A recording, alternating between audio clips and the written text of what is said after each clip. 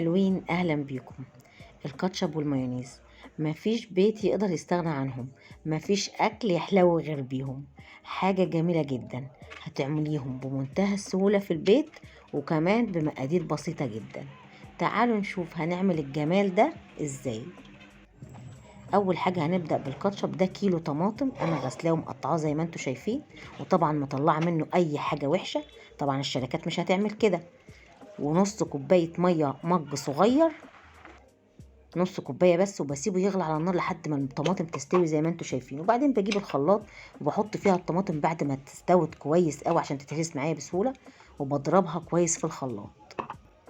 كده اهو ضربتها ورجعت اهو زي ما انتم شايفين اتضربت كويس خالص.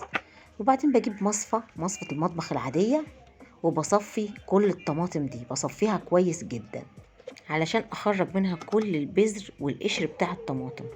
اهو اصفيها كويس بالمصفى دي اهو زي ما انتم شايفين. وبعدين شايفين التفل كله طلع اهو.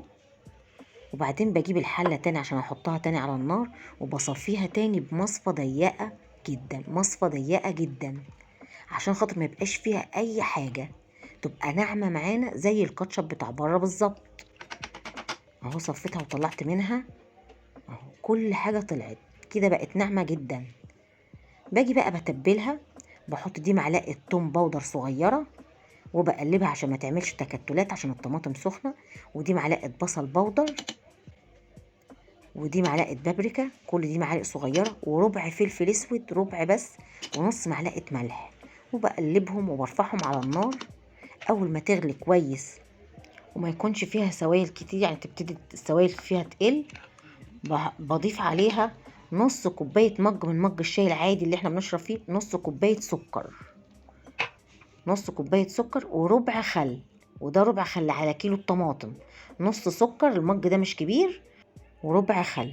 اهو زي ما انتم شايفين اتشربت السوائل خالص. اخر حاجه بقى هعملها دي نص كوبايه ميه زي ما انتم شايفين، وعليها معلقه كبيره نشا، وبقلبها على البارد. وبعدين بنزل على الخليط اهو، تتقل معايا وتديني القوام بتاع بره بالظبط.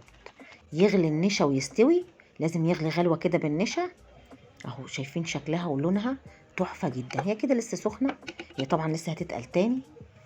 تيجي بقى تفضي، تحطيها في اي حاجه بقى، تحطيها في برطمانات، تحطيها في ازاز، انا بوريها لكم. شايفين شكلها ولونها تحفه تحفه بجد، تحفه طالعه جميله جدا واحلى من بره بكتير وانضف. انا مش عايزه اقول يعني الشركات ما بتنضفش اصلا، ما بتغسلش الطماطم زي ما احنا بنعمل، ولا بنشيل منها الحاجات الوحشه، وبيعملوها زي ما هي. او عندك الازايز دي انا بشتريها من عند مستلزمات، الحاجات بتاع المنزل عاديه يعني. وتحطي فيها اللي هي بيبقى ليها الغطا ده عشان تعرفي تستخدميها كويس يعني في الكاتشب. شايفين تقلت ازاي؟ كده بردت بقى، كده بردت شويه. شايفين تقلت ازاي؟ بقت زي بره بالظبط، ويمكن احلى، لانك انت بتتحكمي في السكر بتاعها والخل بتاعها، بتعمليها مظبوطه بالظبط، احسن من بره 100 مره وانضف بكتير. شايفين شكلها على البطاطس؟ طبعا عملت بطاطس عشان ناكل بقى كاتشب ومايونيز. وبص بقى الازازه بتفتحيها، دي بقى بتسهل عليكي وبتبقى شكلها حلو، والولاد بيحبوها قوي، بيفرحوا بيها قوي. وتفضي منها كده جميله جدا. جربوا الكاتشب ومش هتشتروه من بره تاني. شايفين شكله ولونه وتقله تحفه جدا.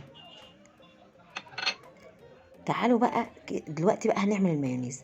دي نص كوبايه لبن يكون بخيره من عند لبان كويس، ودي كوبايه زيت انا كنت حطاهم في الفريزر لحد ما خلصت الكاتشب، يعني يكون شكلهم مشبر زي ما انتوا هتشوفوا كده، يكون مشبرين من كتر ما هم ساقعين.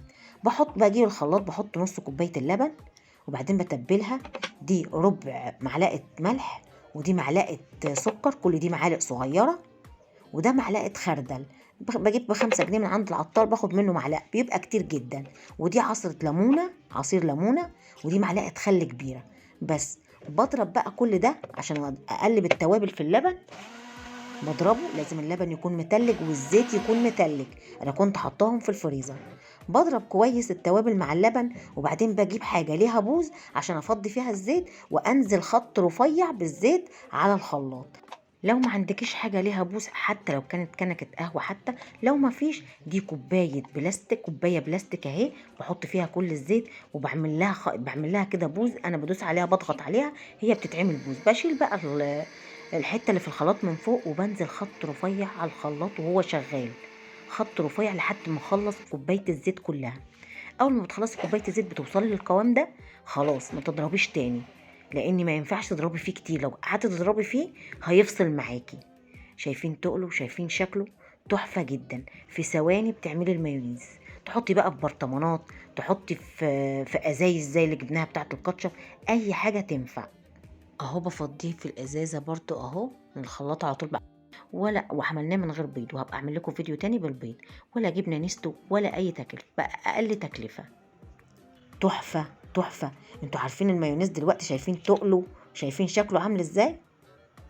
انتوا عارفين المايونيز دلوقتي بقى بكام؟ برطمان زي كده، والبرطمان ده كبير، او ازازة زي دي تبقى بكام؟ ما كلفتناش ربع التكلفة.